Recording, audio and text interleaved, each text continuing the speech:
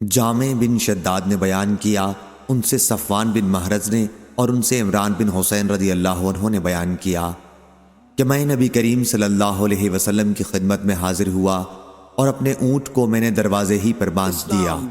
اس کے بعد بنی تمیم کے کچھ لوگ آپ کی خدمت میں حاضر ہوئے۔ آپ صلی اللہ علیہ وسلم نے ان سے فرمایا، اے بنو تمیم، خوشخبری قبول کرو۔ انہوں نے 2 بار کہا کہ جب آپ نے ہمیں خوشخبری دی ہے تو اب مال بھی دیجیے۔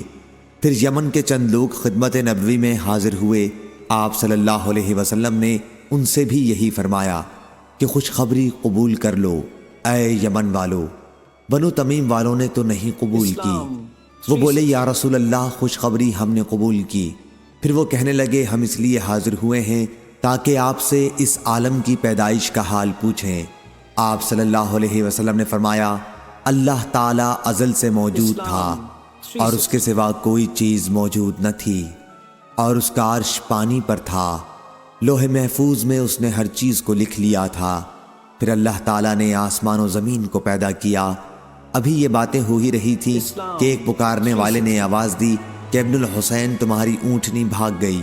میں اس کے پیچھے دوڑا، دیکھا تو وہ سراب کی آڑ میں ہے، میرے اور اس کے بیچ میں سراب حائل ہے، یعنی وہ ریت جو دھوپ میں پانی کی طرح چمکتی ہے۔